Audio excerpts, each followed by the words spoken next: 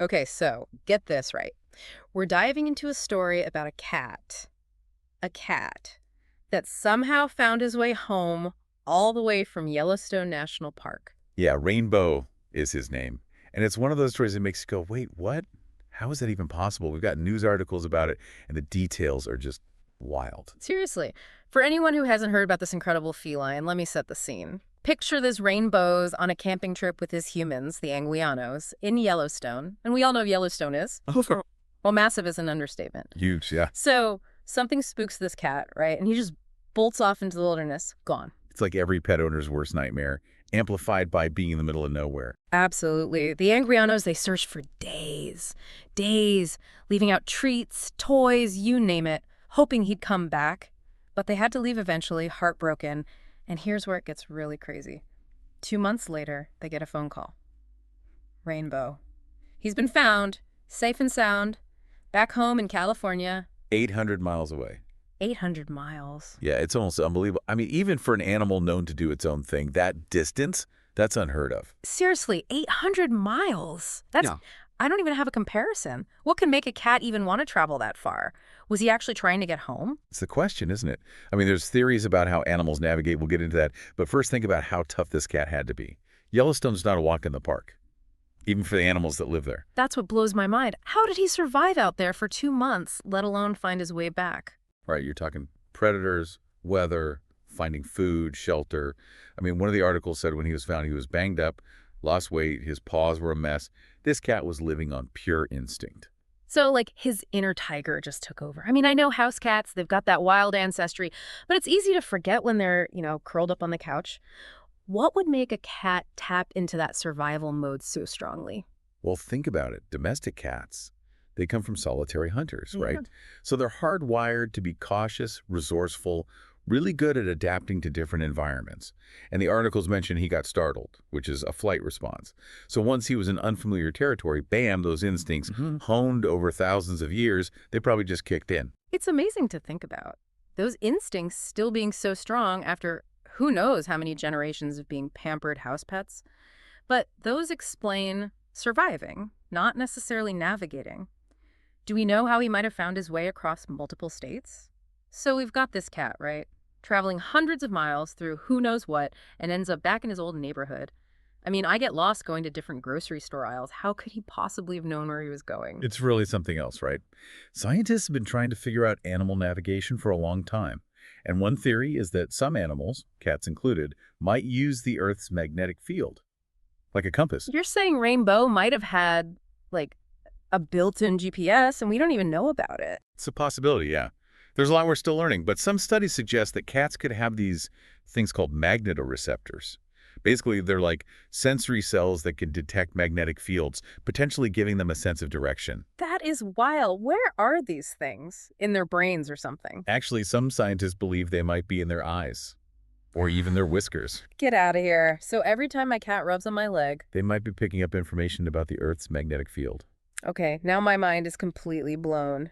But even with a magnetic sense, wouldn't he need some idea of where home was in relation to all those magnetic fields and whatever? You're exactly right. And that part, that's still a bit of a mystery. It's probably a bunch of things working together. Maybe some innate sense of direction, memories of smells, sounds from his territory, or even picking up on cues in the environment that we just don't understand yet.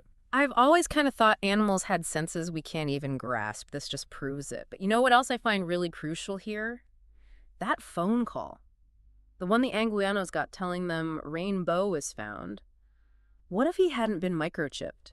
It's kind of a scary thought, isn't it? This whole story just shows you how important microchipping really is. Yeah. One of the articles mentioned almost 10 million pets go missing in the U.S. every year. It's a staggering number.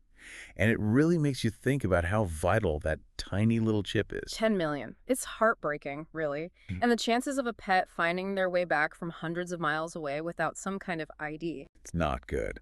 I mean, even if someone finds your lost pet without a microchip, there's no way to know where they belong. It's like finding a lost key, but you have no idea which door it unlocks. Exactly. And with Rayne Beau, he wasn't exactly found in great shape. It's lucky someone even saw him, let alone took him to a shelter to be scanned for a chip. Makes you think about those instincts we talked about. If he hadn't been found when he was, who knows how much longer he would have lasted out there alone. No doubt. As incredible as it is, he was really lucky. And as much as we can be amazed by how resilient he was, we can't just rely on luck to keep our own pets safe. Absolutely not. And the Anguianos themselves talked about this. They said Rayne Beau has a twin sister, right, who also has a microchip. But they had this close call where hers malfunctioned after she got spayed. It really shook them up, made them realize how easily something could go wrong. It's honestly a little scary. Just one tiny malfunction like that could change everything. It's a good reminder for all of us pet owners to keep those microchip details updated. Oh, for sure. It's easy to forget about, right? Life gets Yeah. busy. But Rayne Beau's story is a good reminder of why we can't let those things slip. Makes you think, what if every lost pet story had a happy ending like this one? Right. But even with the microchip, there's still that element of awe, I guess. This cat, he's trekking across hundreds of miles, mountains, rivers, whatever else got in his way, and he ends up back where he belongs. Makes you realize we barely scratched the surface when it comes to animals, even the ones we think we've got all figured out. I know, right? It's easy to forget that wildness is still in there somewhere. Like you said, we think of cats and it's all routines, naps, that sort of thing. But Rayne Beau's reminding us those instincts are still there, just below the surface. It makes you wonder, what else are they capable of? What's going on in those furry little heads of theirs? Like, we underestimate them all the time. And maybe, I don't know, we're missing out on some deeper connection because we think, oh, we know what our pets are all about. I think that's a really interesting point. We share our lives with these animals, but how much do we really get them? Stories like Rayne Beau's, they give us a peek into that, I don't know, hidden world. Mm. It challenges us to rethink what we think we know about the animals we share our homes with, our planet with, even. It's humbling in a way. A cat. A cat. Most people, they just see a house pet. But then you have Rayne Beau, this incredible display of resilience. And maybe even some sixth sense with that whole magnetic field thing. And you start to think, what are we missing? What other crazy abilities are animals out there rocking that we haven't even begun to understand? It's like Rayne Beau is reminding us that nature, it's full of mysteries, Mhm. even in our own backyards, Yeah. right? And who knows, maybe those mysteries are a key to understanding ourselves a little better, too. Well said.